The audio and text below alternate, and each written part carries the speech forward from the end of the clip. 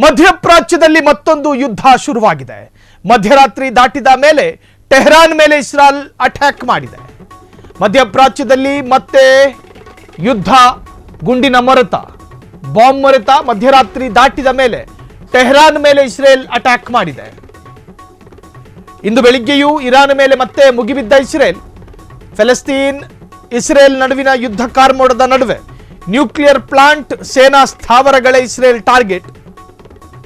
Uranium ಶುದ್ಧೀಕರಣ ಕೇಂದ್ರಗಳ ಮೇಲೆ ವೈಮಾನಿಕ ದಾಳಿಯನ್ನ ಮಾಡ್ತಿದೆ ಇಸ್ರೇಲ್. ನತಾಂಜ್ ಪ್ರಾಂತ್ಯದ ಅಣು ಕೇಂದ್ರದ ಬಳಿ ಭಾರೀ ಸ್ಫೋಟದ ಸದ್ದೊಂದು ಕೇಳಿ ಬಂದಿದೆ. ಮಧ್ಯಪ್ರಾಚ್ಯದಲ್ಲಿ ಮತ್ತೊಂದು ಯುದ್ಧ ಶುರುವಾಗಿದೆ. ಇಸ್ರೇಲ್ನ ಯುದ್ಧೋನ್ಮಾದ ಮಧ್ಯರಾತ್ರಿ ದಾಟಿದ ಮೇಲೆ ಟೆಹರಾನ್ ಮೇಲೆ ಇಸ್ರೇಲ್ ಅಟ್ಯಾಕ್ ಮಾಡಿರುವಂತಹದ್ದು. ಇಂದು ಬೆಳಿಗ್ಗೆಯೂ ಇರಾನ್ ಮೇಲೆ ಮತ್ತೆ ಮುಗಿಬಿದ್ದ ಇಸ್ರೇಲ್.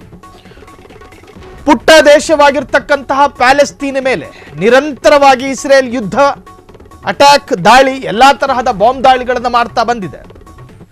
ಸೊ ಈಗ ಮತ್ತೆ ಇಸ್ರೇಲ್ ದಾಳಿಯಲ್ಲಿ ಇರಾನ್ ಮಿಲಿಟರಿ ಚೀಫ್ ಫಿನಿಶ್ ಆಗಿರುವಂತಹ ಮಾಹಿತಿ ಲಭ್ಯವಾಗ್ತಿದೆ. ಇನ್ನು IRGC ಹೆಡ್ ಕ್ವಾರ್ಟರ್ಸ್ ಮೇಲೆ ಇಸ್ರೇಲ್ ಅಟ್ಯಾಕ್ ಮಾಡಿರುವಂತಹದ್ದು. ಸೇನೆಯ ಮೇಜರ್ ಜನರಲ್ ಹುಸೇನ್ ಸಲಾಮಿ ಹತ್ಯೆಯಾಗಿರುವುದರ ಬಗ್ಗೆ ಮಾಹಿತಿ ಲಭ್ಯವಾಗ್ತಾ ಇರುವಂತಹದ್ದು. IRGC ಹೆಡ್ ಕ್ವಾರ್ಟರ್ಸ್ ಮೇಲೆ ಇಸ್ರೇಲ್ ದಾಳಿ ಮಾಡಿದೆ. ಸೇನೆಯ ಮೇಜರ್ ಜನರಲ್ ಹುಸೇನ್ ಸಲಾಮಿ ಹತ್ಯೆಯಾಗಿರೋದಾಗಿ, paramilitary revolutionary guards chief Ahmad Bagheri ಹತ್ಯೆಯಾಗಿದ್ದಾರೆ. ದಾಳಿಯಲ್ಲಿ ಇರಾನ್ ದೇಶದ ಅಣ್ವಸ್ತ್ರ ಸೈಂಟಿಸ್ಟ್ಗಳು ನಿಧನ.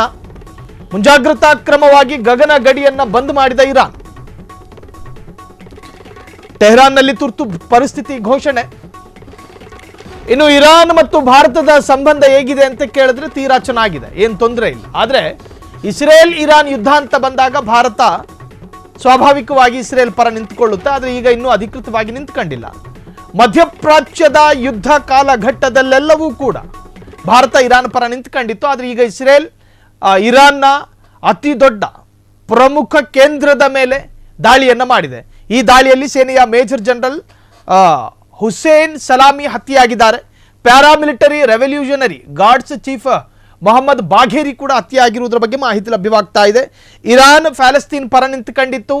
ಇಸ್ರೇಲಿಗರ ಯುದ್ಧೋನ್ಮಾದಕ್ಕೆ ಪ್ಯಾಲೆಸ್ತೀನ್, ಅದರ ಹಮಾಸ್ ಪಡೆ ಜೊತೆಗೆ ಇರಾನ್ ಪಡೆ ಎಲ್ಲರೂ ಕೂಡ ಒಗ್ಗಟ್ಟಾಗಿ ದಾಳಿಯನ್ನ ಮಾಡ್ತೀವಿ, ಪ್ಯಾಲೆಸ್ತೀನ್ ಮೇಲಿನ ಯುದ್ಧವನ್ನು ನಿಲ್ಲಿಸಬೇಕು ಅಂತ ಹೇಳಿ ಇರಾನ್ ಸಾಕಷ್ಟು ಬಾರಿ ಕೇಳ್ಕೊಂಡಿತ್ತು. ಇರಾನ್ ಆಲ್ವೇಸ್ ಪ್ಯಾಲೆಸ್ತೀನ್ ಪರ ಎನ್ನುವಂತೆ ಸಾಂಪ್ರದಾಯಿಕವಾಗಿ ಕೇಳಿ ಬಂದಿರತಕ್ಕಂಥ ಒಂದು ಯುದ್ಧ ನಿಯಮ. ಸೊ ಈಗ ಇಸ್ರೇಲ್ ಇರಾನ್ನ ಮೇಲೆ ದಾಳಿ ಮಾಡಿದೆ. ಆ ದಾಳಿಯ ಪರಿಣಾಮವಾಗಿ paramilitary ರೆವಲ್ಯೂಷನರ್ guards chief ಆಗಿದ್ದಂಥ Ahmed Bagheri ಹತ್ಯೆಯಾಗಿದ್ದಾರೆ.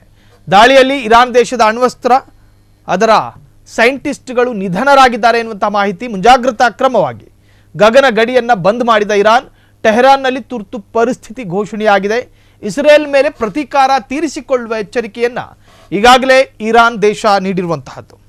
ಕ್ಷಣ ಕ್ಷಣದ ಸುದ್ದಿಗಳಿಗಾಗಿ ಫ್ರೀಡಂ ಟಿವಿ ಸಬ್ಸ್ಕ್ರೈಬ್ ಮಾಡಿ, ಲೈಕ್ ಮಾಡಿ ಹಾಗೂ ಫಾಲೋ ಮಾಡಿ. ಹೊಸ ಸುದ್ದಿಗಳ ನೋಟಿಫಿಕೇಶನ್ಗಾಗಿ ಬೆಲ್ ಐಕಾನ್ ಮೇಲೆ ಕ್ಲಿಕ್ ಮಾಡಿ.